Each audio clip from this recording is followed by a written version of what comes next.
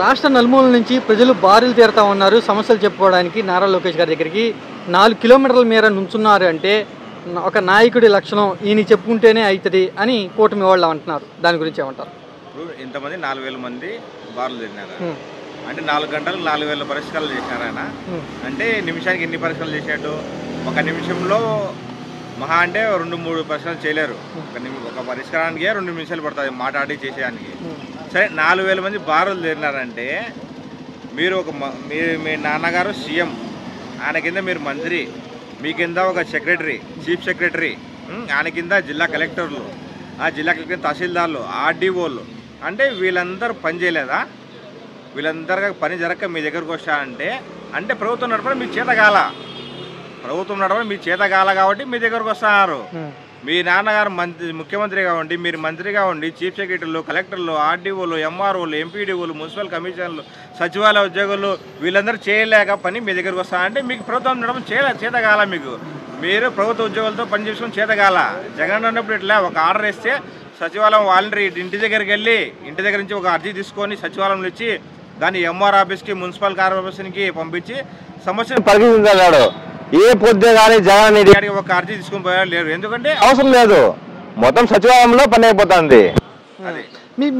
అంటే జగన్మోహన్ రెడ్డి అయితే అసలు జనాల దగ్గర కూడా రాయించేవాడు కాదు, జనాల్లోకి వెళ్ళేవాడే కాదు, కానీ చూసారా అని అంటున్నారు వాళ్ళు, కూటమి వాళ్ళు. మేము మా జగన్మోహన్ రెడ్డి సీఎం ఉన్నప్పుడు సమస్యలన్నీ పరిష్కారం అయ్యేటివి.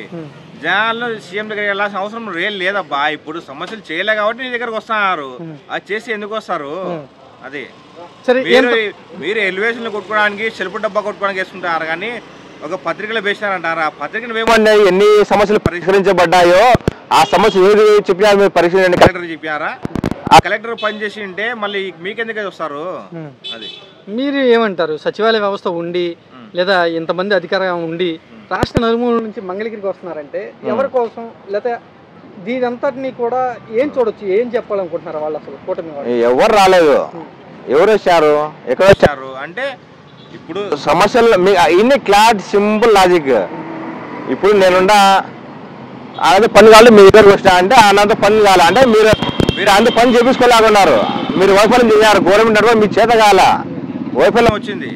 అది అన్నిటికీ కానీ వ్యవస్థల్ని నడిపించడంలో కానీ లేకపోతే అధికారులను పరుగులు పెట్టించడంలో చంద్రబాబు గారు చాలా బాగా పనిచేస్తారని కొంతమంది చెప్తా ఉంటారే, మరి దాని గురించి కొంతమంది చెప్తా ఉంటారు కానీ వాస్తవాలు కాదు, అబద్ధాలు. అది మొన్న తుఫాను సందర్భంలో కూడా అవలేదు కానీ పని, లేదా తుఫాను కూడా ఆపేసేవాళ్ళే, మెలిపెట్టేసేవాళ్ళే అని టీవీ ఛానల్స్ చెప్తారు. దాని గురించి ఆయన అడ్డం పెట్టి ఆపేస్తాడు. అది ఆపేస్తారా అన్ని ఊరికే సెల్ఫ్ డబ్బాలన్నీ టెక్నాలజీ పరిచయం చేసినా ఇవన్నీ ఎవరు చేసినా ఎవరు చేయలే అన్ని. ఇప్పుడు ఇది కంప్యూటర్ యుగం, మొత్తం కొడితే నెట్లో కొడితే ఏ ప్రాజెక్ట్ ఏ సీఎం ఓపెన్ చేశాడు, ఏ ప్రాజెక్ట్ ఏ ప్రధానమంత్రి ఓపెన్ చేశాడు మొత్తం అన్నీ వచ్చేస్తున్నాయి. అన్ని మనం ఇంతకుముందు చెప్తే గుడ్డిగా 4-5 పత్రికలు నమ్మేవాళ్ళు.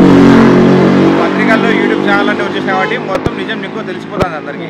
సచివాలయ వ్యవస్థ గ్రామాల్లో సరిగ్గా పని చేయట్లేదని అర్థం అంటారా? దీని అంతటికీ కారణం పని చేయలే అంటే చేపించుకోవాల్సిన బాధ్యత ఎవరిది చెప్పండి? గవర్నమెంట్ ఎవరు నడుపుతారు? అధికారులను పరుగులు పెట్టించే వాళ్ళైతే ఇప్పుడు ఎందుకు పరుగులు పెట్టించలేకపోతారు? ఎందుకు పరుగులు పెట్టించలేకపోతారు అంటే మీతో కావా?